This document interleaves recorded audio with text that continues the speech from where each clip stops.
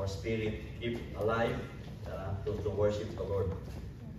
Even in the Old Testament, in the book of Psalms, that's why Psalms are like song, collection of songs. And we can, in our worship, we cannot remove the singing, part of our worship. And thank God, and we missed the Father's Day celebration here last week, so belated Happy Father's Day to all the all the dads, and a figured dad or father that you can, we can really thankful to the Lord. So thank you for your day. Last minute, I changed my my PowerPoint. So please, truly, we need people who have like a special gift that last minute, no, magagamit pagpapalit tayo. So, and we are thankful to the Lord as well. I think yesterday was the first, Friday, the first day ng summer. Though ilang days na, few weeks, na talagang medyo super init na. Kaya for those new here in Canada, akala natin puro snow, no? Para tayo sa Pilipinas, mainit din dito. But we thank God for today, that we'll be able to study God's holy word. And thank you for each one of us today. So if you have your Bible, we'll be reading for now just one verse, Ephesians chapter 2, verse 10. Yeah, chapter 2. And our topic is we were shaped for serving God. We were shaped for serving God. Lahat tayo ay inihugis, tayo ay ginawa ng Diyos upang tayo ay maglingkod sa Kanya. If you will see in NIV, said, we are God's workmanship, created in Christ Jesus, what? To do good works, which God prepared in advance for us to do. In the New Living Translation, it used masterpiece. For we are God's masterpiece. He had created us anew in Christ Jesus, so we can do the good things He planned for us long ago. May the Lord add blessing, the reading of His holy word. Shall we come to the Lord in prayer? Merciful Father God, we thank you. We praise you again, Lord, for the past week. Thank you for being with us. Thank you for daily protection, provisions for all our needs. And thank you for this life that you have given to each one of us to serve you. Thank you, Father God, for each one who are here today, O Lord, to worship you. And for those who are not with us, I pray that you will be with them, O Lord.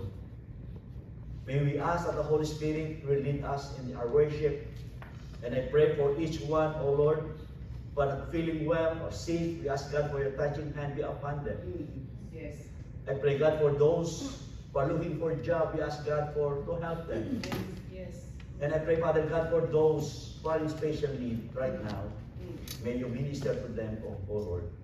So, Father God, bless this time together. May your name be glorified. In Jesus' name we pray. Amen and amen. We are shaped for God, for serving God. Before we proceed to our main text, I shared this message this morning in our church. And I know the Lord blessed this message. Not the messenger, the message. Bless the Lord. And I thank God. That's why, while we are singing earlier, I said, I think this is the one that probably I can share it. The one that I prepared, I said, I can use it for other Sunday.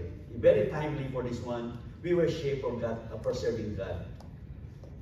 Before we proceed to our main text, I have a story about the four brothers. These four brothers left home and later became a very successful and prosperous. And some years later, they had dinner together and compared notes about what each of them had given their elderly mother for Christmas. And then the first son said, I had a big house built for Mama. And then the second one, he said, I had a surround sound theater built in the house. And then the third son said, I gave Mom a brand new Mercedes-Benz. Wow. They're all rich. And then the fourth brother boasted, You know how Mama loved reading the Bible before her eyes went bad? Well, I bought her a parrot that can recite the entire Bible. Wow, imagine that. Better than the, huwag mo na yan, sis. Better than the Alexa. Better than the Google when you said this parrot. And he said to his mom, Mom, I had to pledge 2 million to the church. But it was worth it. And she had to do his name and chapter and verse, and the parrot will recite it to you. Wow. So the grandma was so excited, the mom.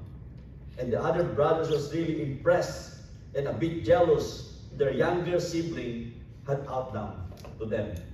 And after holidays, mom sent out her thank you notes. It's very common, right? If someone gives you something, you send a note and say thank you. And this is what the mom said. She wrote the first to her oldest son. She said, Milton, the house you built is so huge. I live in only one room. But I have to clean the whole thing. Thanks anyway. He told to Milton. And then the second son, she wrote, Michael, you gave me an amazing theater that holds 50 people, but all of my friends are dead. I've lost my hearing and I have nearly blind. I'll never use it. Wow. How do you get go there, right?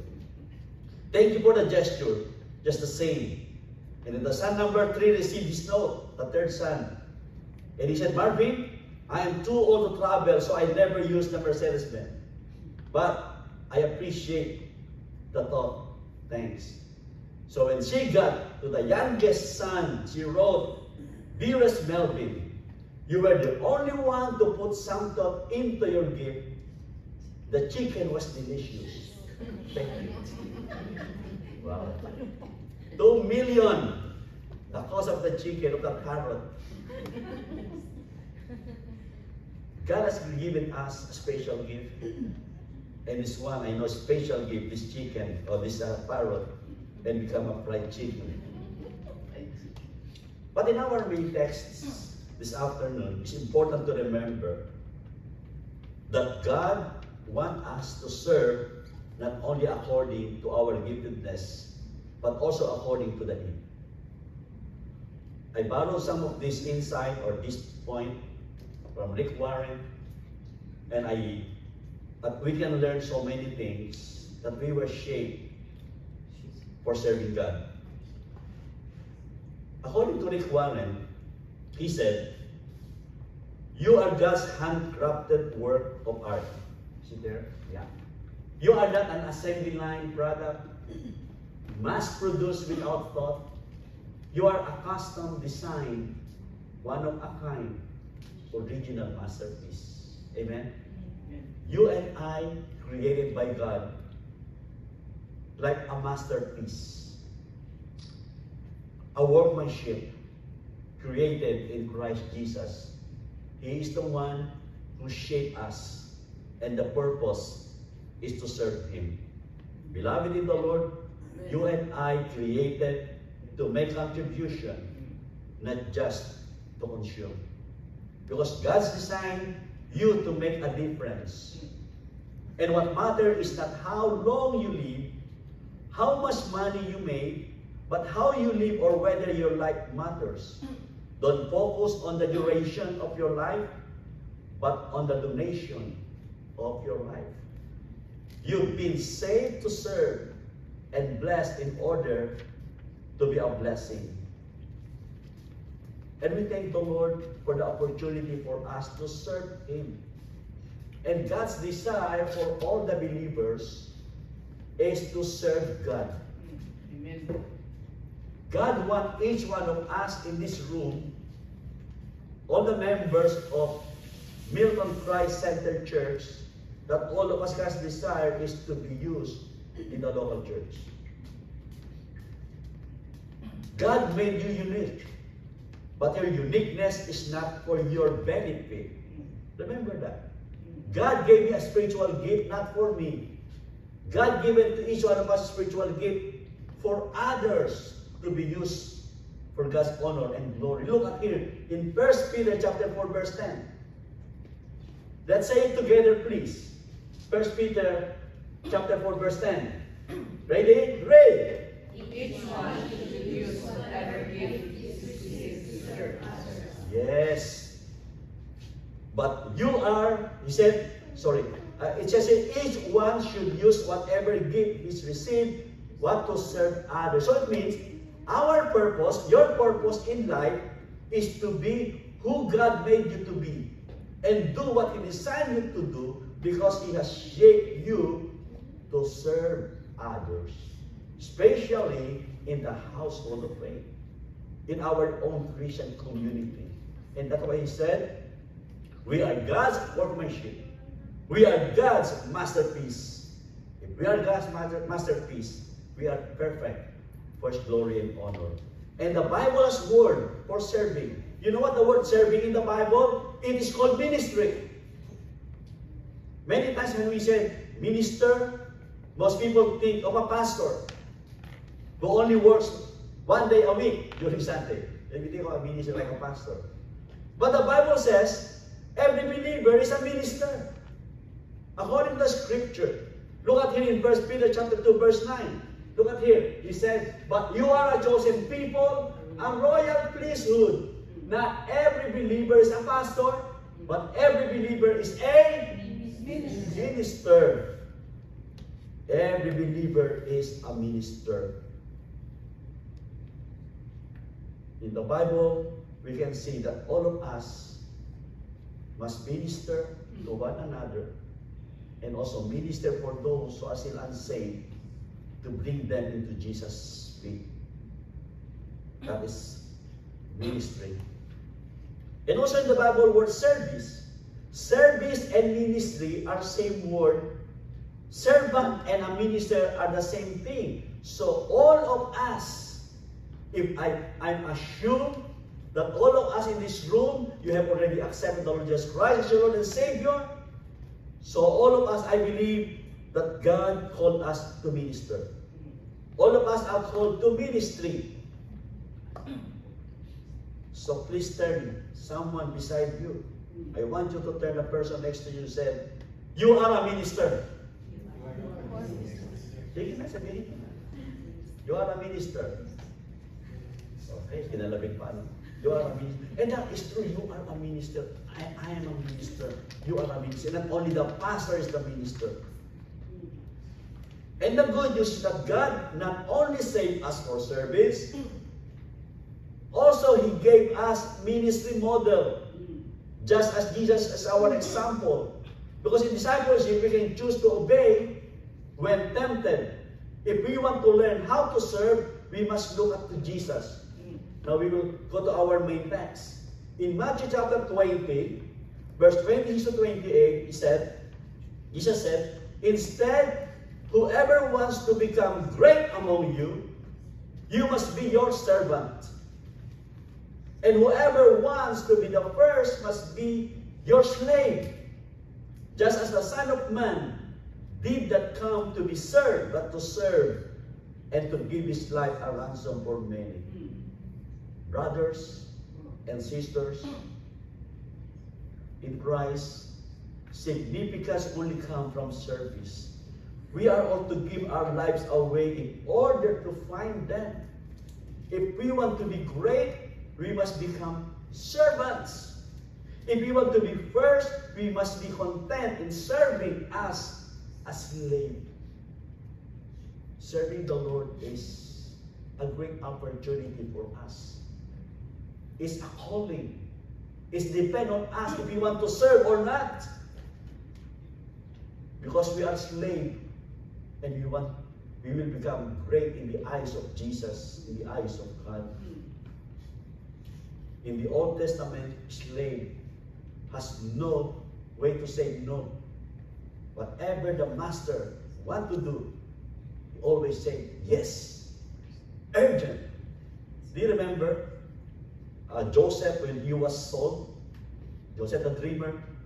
How many shekels? 20 shekels. He was sold to Shinamites. He was sold in, and then brought to Ishmaelites, I mean. And then he was brought to Egypt. You know how much? 20 shekels. And then I Googled how much the 20 shekels in our time. In US dollars, it's only $5.30. But for sure, during that time, shekel is much more expensive. But the value nowadays is only $5.30 US. What I'm saying in here, beloved in the Lord, more than that, shekels. When God shaped us for serving God, we are so important. He said, we are God's workmanship. We are God's masterpiece.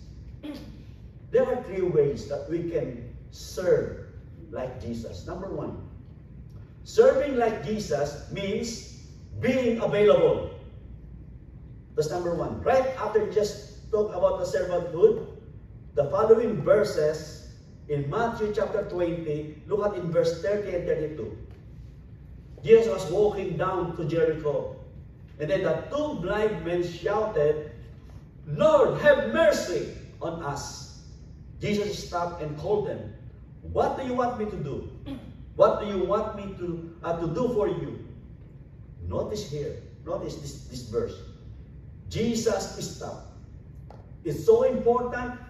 He's going to another ministry, going to Jericho, but God stopped. Jesus stopped.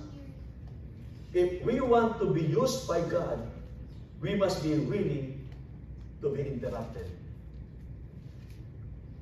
Even our career, even the important thing that we are doing, if we want to serve God, we must be available. Kailangan available tayo pag tayo ay tinawag ng Panginoon. We are willing to be interrupted. If you look at the life of Jesus, many of his miracles, especially when he was in the doing the ministry in many places, he is willing to be interrupted. His miracle took place and he was interrupted at the wedding in Cana. Servant-hearted people don't procrastinate. Pwede sabihin natin, oh, bukas ko na lang gagawin ito. Especially if we are talking about the lost people or evangelism, we must not delay. Every time we have the opportunity, we must bring them the gospel. Look at here in Proverbs chapter 3 verse 28. Do not say to your neighbor, "Come back later, I will give it tomorrow," when you now have it with you. May mga time na in front of us and may opportunity to help other people. Especially bawa natin, a good example, kung mamatay na yung tao, ay may ginagawa pa ako bukas na lang. Hindi na makahinga eh. If they're like lost people who are need to be saved, and God is talking to you an opportunity to share the gospel, then do it. We are available to share the gospel to those people. Last June 12, during our prayer meeting, I had the opportunity to share the gospel to a person in our prayer meeting, and he accepted the Lord Jesus Christ. And then June 19, last Wednesday, another opportunity. I know that God wants me to share the gospel to this person to make sure of his salvation.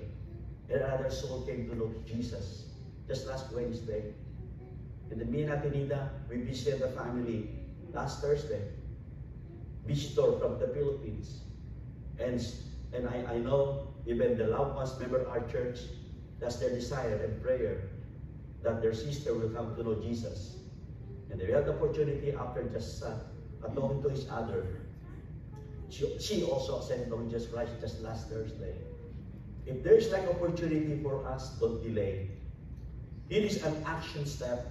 Next time you are interrupted, see it as an appointment and ask God to help you. Stop and listen to what He wants you to do. If there's opportunity. Do you remember John Wesley, a revivalist in the 17th century? He's a cleric and theologian in England. And he started and founded revival.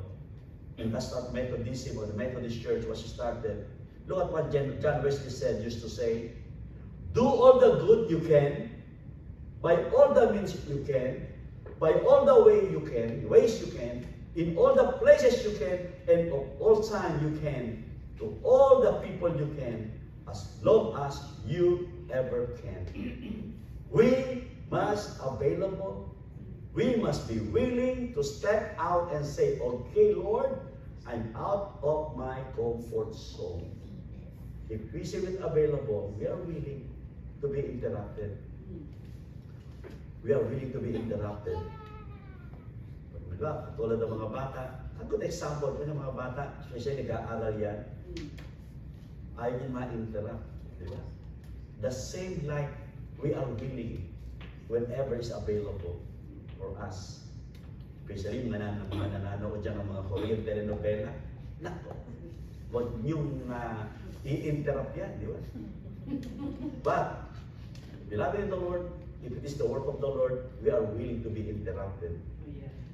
We must be willing to go out and listen to what God wants us to do. What God wants you to do for me to do.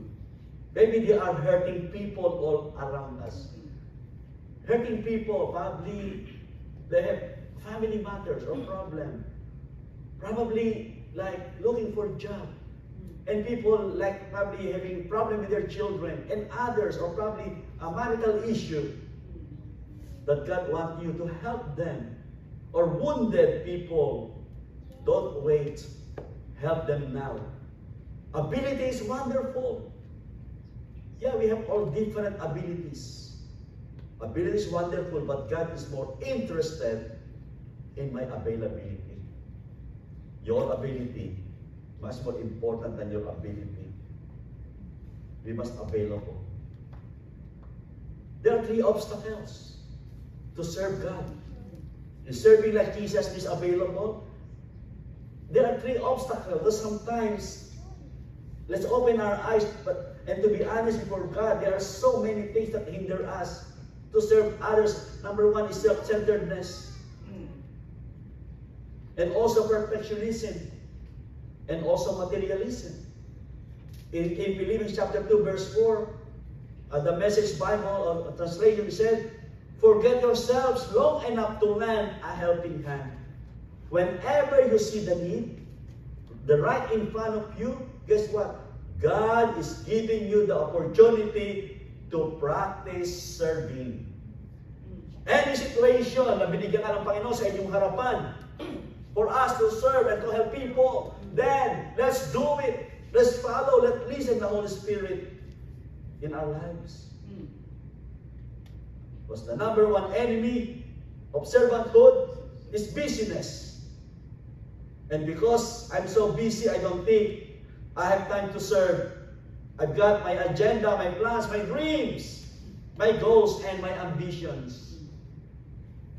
Many of us hang in our heart, do not disturb. Minsan nakalagay sa atin yan, do not disturb. But God, who do you want to bring into my life today so that I can serve them? Remove that word, that sign that don't disturb. We must always available when in need. Friends, we are servant. Don't mind being interrupted because they've been settled the fact that they belong to the master and clocks belong to Christ. Remember, earlier I mentioned, we are God's servant. God wants you to bring into your life today so that you can serve Him. And number 2, problem, obstacle, is perfectionism. Yan a special number. Many of us want everything to be perfect before we'll pursue act of service. Sabihin natin, Lord, kapag yung mga bata, malalaki na din, I will serve you. Lord, if I have a permanent job, then I will serve you. O Panginoon, kapag maganda na yung panahon, I will serve you. But beloved in the Lord, there are so many things of imperfection for us to serve God. When all is just right, when things settle down, I will serve God. O pag ako'y medyo may edad-edad na, o pag nag-retire na ako, In Ecclesiastes chapter 11 verse 4 in the Living Translation, the Living Translation said, if you wait for perfect condition, you will never get anything done. And that's true. Panginoon, gagawin ko ng bagay na ito kapag okay na. Pero hindi. There's always time. It's difficult na gawin natin. I will surrender all these things, O Lord, kapag ayos na ang lahat. Real servant, do the best they can. What I have for Jesus Christ today, and they don't wait. Friends, let admit something that we've been sometimes idle out of excellence. We want to be perfectionists. If God only used perfect people, what would get done in this world? Nothing. It's zero. We all have weaknesses, right? We all have faults. We all have failures. But God uses normal and natural people to accomplish His supernatural purposes. Kaya nga sinabi ng Panginoon, mas pinili niya yung mga maliliit, yung mga mangmang o yung walang alam. So that our dependency is upon God. What is the word here? We all have weaknesses, but God uses us. Salamat sa Diyos. Hindi niya tayo ginawang genius. Wala tayo sa lugar na ito. Kaya ginawa ng Panginoong super ganda. Wala tayo rito ngayon. Nasa showbiz tayo ngayon. Hindi ba? Thank God. We are just a normal people created according to the image of God. For His all honor and glory. Diba? Kung pinayaman ng Panginoon si Pastor Clem, wala dito yan. Diba? Laging nasa krus yan. And thank God, perfectionism is number one. Second, obstacles. It's also materialism. And the third barrier, He has said in Luke 16:13, no servant can serve two masters. You cannot serve both God and money. Notice the word cannot. He did not say, hindi sinabi ng Panginoong Jesus, you should not serve both God and money. Ano sinabi niya? You cannot serve both God. You cannot. You've got to decide whether you want to be wealthy or you want to be wise. And the most important decision you're doing is to make a life once become as a believer. Am I going to be a kingdom builder? Or am I going to be a wealth builder? You know, walang masama na tayo ay panyamanin ng Diyos. Hindi masama yun. Don't take me wrong. But the most important here, we serve the Lord. Maganda na yun, naglilikod ka na. Pinayaman pa tayo ng Panginoon sa material na bagay. And also form to help other people. Yes. Diba? And also that's our testimony, right? That's number one. We were shaped for God's serving. To serving God. Serve like Jesus means what? Being available. Available tayo lagi. Pangalawa, serving like Jesus means grateful. Grateful. John 11:41 and 42. Jesus looked up and said, Father, I thank you that you heard me. I know that you always hear me, but I said this for the benefit of the people standing here. Jesus Christ wanted to testify to people around them during His ministry that He is so thankful to the Lord, to God, who helped Him. Jesus had an attitude of gratefulness in everything that He did.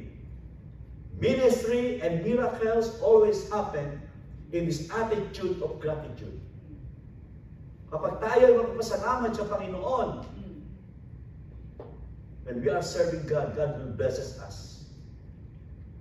The same thing. We are thankful to our parents.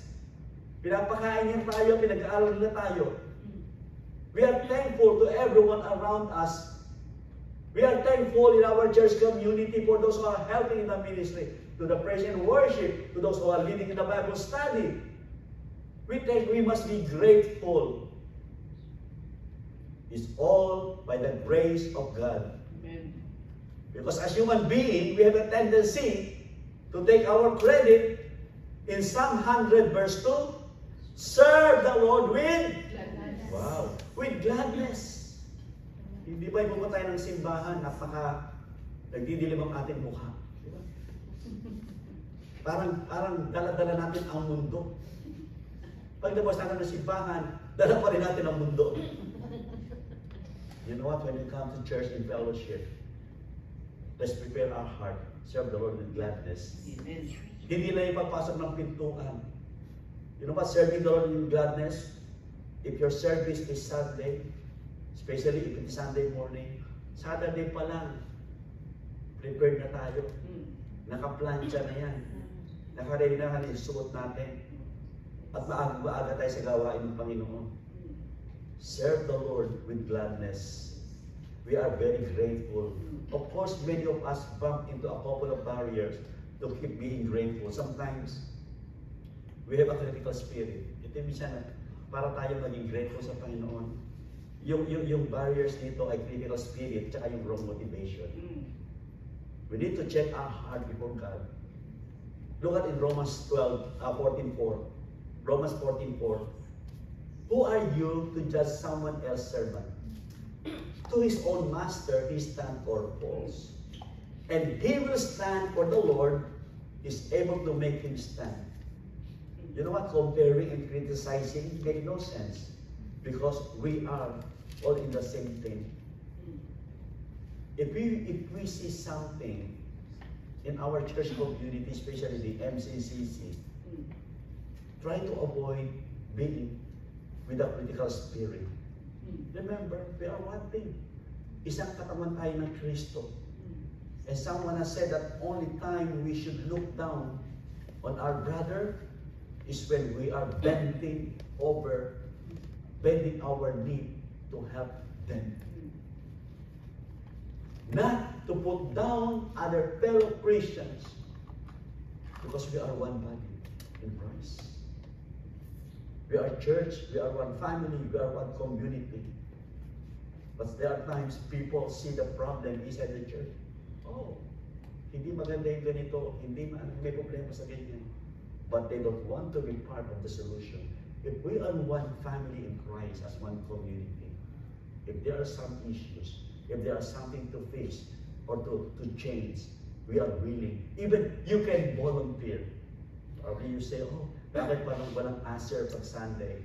When you volunteer yourself, I want to help in answering ministry. Amen. Serving life means being grateful. And also, another barrier to being grateful, you wrong motivation. Wrong motivation. And Jesus addressed this barrier in Matthew 6:1. In the Gospel of Matthew, chapter 6, verse 1. Be careful not to do your acts of righteousness before men, to be seen by them. If you do, you will have no reward from the Father in heaven. Dapat ma-check natin ang puso natin. Because self-promotion and servanthood don't mix. Okay? I want to repeat that. Self-promotion and servanthood don't mix. But it is easy to get them mixed up. And a lot of our service can be self-serving at times. But sometimes servanthood is just a way to try manipulate God. We must always be reminded, when we serve the Lord, it is for God's honor and glory. Amen. Sa Panginoon lang yun, and grateful to God. If we want to learn to serve like Jesus, number one, we have to be available and grateful. And the third elements to ministry that matters in serving the Lord, serving like Jesus, means being faithful. Matapat tayo. Kapag tayo ay gusto natin maglingkod sa Panginoon, kailangan tayo matapat. At the end of ministry on earth, Jesus prayed in John 17:4, He said, I have brought you glory on earth by completing the work that you gave me to do. Jesus was faithful in fulfilling His service. He didn't give up and He didn't give in. Are we faithful in our serving the Lord? In our service to God? Are we faithful? What kind of service are we doing? And you are going to be like Jesus means you are going to serve as long as you are alive. Hanggang may buhay tayo, ay maglingkod tayo sa Panginoon. Hindi lang yung tayo ay malakas, tayo ay bata pa. Probably may you retire from your job someday. Someday, you will retire. But you will never retire from ministry. Walang retirement. Isa kami nagtatanong sa akin, Pastor Lino, ilang taon ka na ba? Kalapit ka na ba mag-retire? Sabi ko, I'm 63. Pero wang 62 lang, di ba? Okay, I'm 63. And then 65, am I going to retire? Not on the vocabulary to retire. Probably to slow down. Let other people, you do the ministry. But there is no retirement in the ministry. Amen. And we thank the Lord. In fact, when you retire, kapag nag-retire na kayo, sino ba? Si Ate Norma, di ba nag-retire ko eh? Kasi Kuya Jun, Ate Lita. Yan. Mga retire, hindi yung retarded, retired. Okay? Retired, not retarded. Okay? Aawayin tayo niyan. Okay. When you retire, you can be redeployed or even more significant service. Kasi marami ka ng oras to serve God. Amen. Last Wednesday prayer meeting, may nag-uusap ng mga retirees sa prayer meeting last Wednesday. Hindi nakamarites ako noon. Hindi nakikinig lang ako. Sabi nung isa, retire na sila mag-asawa eh. Tuesday, we have Bible study sa mga seniors. Wednesday, prayer meeting. Thursday, medyo off pag walang lakad. Friday, meron silang cell group. Saturday, meron din silang cell group na isa pang tinutulungan. And then Sunday sa church. Isa lang ang araw na parang pahinga. You know what? Thank God. Tayo may lakas. Amen. Na ginagamit sa Panginoon. Ano gusto niya nakahiga sa ospital? Di ba? Of course. Hanggang tayo may hininga, hanggang tayo may buhay, let us be faithful to our calling. Amen. In 1 Corinthians chapter 4 verse 2, he said, now it is required that those who have been given a trust must prove faithful. Saan ka tinawag ng Lord na ministry? Be faithful. In explaining the job description of a servant, Jesus got the heart of the matter and he said in Luke 17:10, in-explain ko ng Panginoon yung servant, said Gospel of Luke 17:10, so you also, when you have done everything you were told to do, you should say, we are unworthy servant. We have only done our duty. Beloved in the Lord, it is our duty to serve. It is not optional service. Hindi optional. When you become a believer, God called us into the ministry and God called us to serve Him para maglingkod sa Kanya na may katapatan. And it is a principle. If we want to become truly great, then we must give up personal rights and serve others. We need to be repeatedly reminded that our central ambition should be to minister to people. Faithful, hindi tayo para lang magpa-cute sa ministry, di ba? Not to pretend, but not to be admired by them. Let's be honest. Much of what we do in life doesn't matter. But anytime you are serving in Jesus, no matter how small, it is significant. Importante yun. Hindi yung marami kang involved sa music ministry, sa Christian education, and other ministry of the church. Maganda yun. But it is not how many. The important thing is how you are faithful sa ating paglilingkod sa Panginoon. Paano tayo katapat sa panawagan ng Diyos sa atin.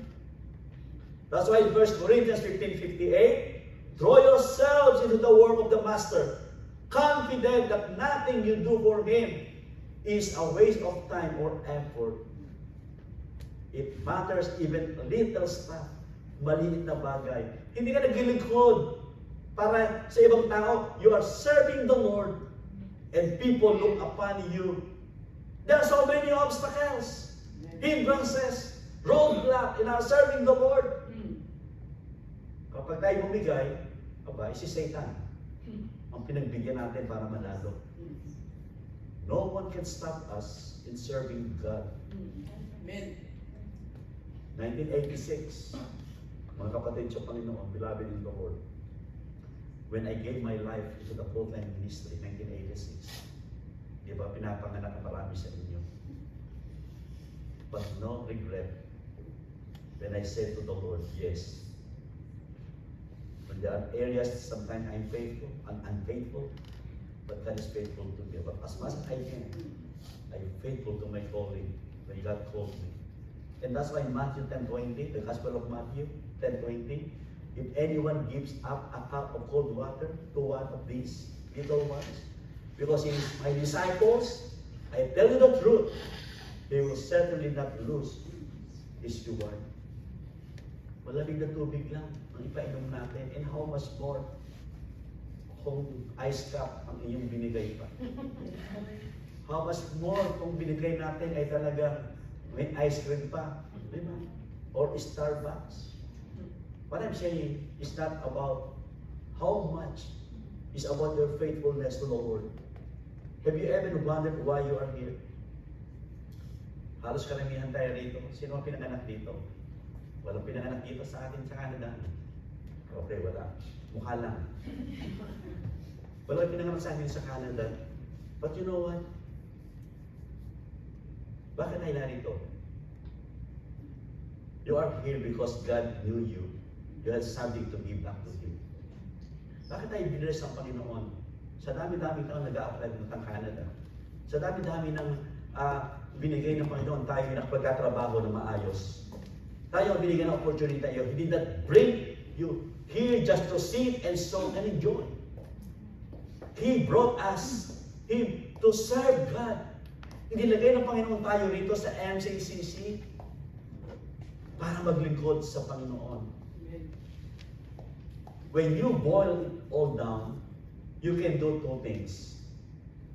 You can waste it, or you can invest it. Yung ating mga talento, yung ating gift sa Panginoon. It is something that is going to outlast it.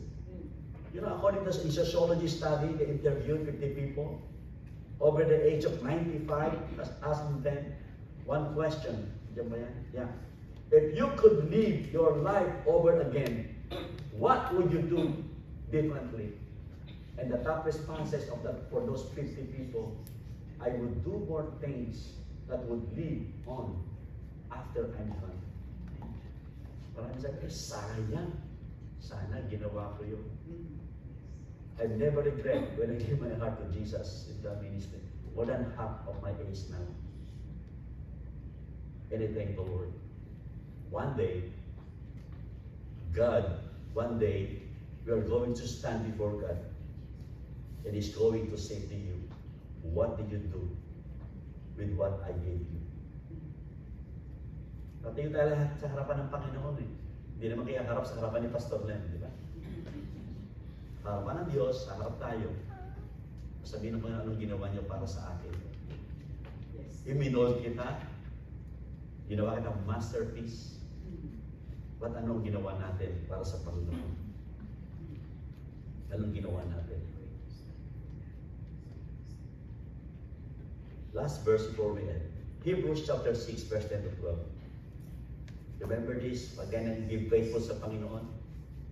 In serving the Lord, naging matapat tayo. He said, God is not unjust. He will not forget your work and the love you have shown Him as you have helped His people and continue to help them. We want each of you to show the same diligence to the very end in order to make your hope sure. We do not want you to become lazy, but to imitate those through faith and patience inherit what has been promised. Beloved in the Lord, what a wonderful promise na pwede natin pang-hawakan sa Panginoon. Hindi nalilimutan ng Diyos lahat ng ginawa natin, yung ating katapatan. When you help others, the Holy One will never forget. And don't give up Keep on serving to the very end. Don't get lulled into laziness, but get fight for kingdom service no matter what the cost. No matter the cost. Maging matapat tayo hanggang dumating ang Panginoon. And the most important thing you will ever do for your life is serving God. It is far more central than your career. Yes, meron kayong mga career. Mahalaga yung lahat yan, importante yan. But serving God is much, much more important, more significant than your hobbies. More important than anything else you can do, because nothing else is going to last. But this is what you put on earth, is to serve the Savior by saving others. Are you ready to accept your assignment? Sabi nga ng Ecclesiastes, vanities of vanities under the sun. Lahat ito mawawala. Pero yung ating paglilingkod sa Panginoon ay recorded sa langit na bayan. And the final challenge in here, the question, are you ready to accept your assignment? Accepting your assignments, it means God wants us to be, number one, kailangan tayo ano daw? Kailangan tayo ano daw? Available. Pangalawa, kailangan tayong grateful sa Panginoon. And thirdly, faithful tayo. And practical ways for us as we end, that we can apply to this message. If we want to serve the Lord, determined to serve, determinado ka. Joshua came in determination in his life when he said in Joshua 24:15, but if serving the Lord seems undecidable to you, then choose for yourself this day whom you will serve. He said, but as for me and my household, we will serve the Lord. Number two, decide where to serve. Decide where to serve. There are opportunities around us. And then number three, dive in. Pag meron na, sige, the best way to serve is to experiment with different areas of service. Parang okay yata ako sa children's ministry. Parang pwede yata ako sa music. And then, don't wait for the perfect ministry. When God reveals a need, your sense of the Holy Spirit tag on your heart, jump and say, yes, Lord, I'm ready to serve. And what can I do to help? And then number four, discover your spiritual gift. You know your spiritual gift. I know in my heart, I am not a singer. Okay? I am not a singer. Thank you, mga anak. Nagagaling yung kumanta. Keep it up. Okay? Magaling lang ako sa loob ng washroom kumanta. Pag naliligo. So, all of this, if you want to serve the Lord, determine to serve, decide where to serve, dive in, and discover your spiritual gift. You know what? You will serve the Lord. Because perfect, we were shaped for serving God. We were shaped for serving God. Amen. Lord God, thank you. We praise you for your word today. I pray that you will then bless this into our heart, oh God. So Father, thank you for reminding us. I pray, Father God, that you open our heart and minds, oh Lord, through this message, we're in our areas that we need to change. So Father God, we thank you and we praise you. In Jesus' name we pray. Amen. Amen.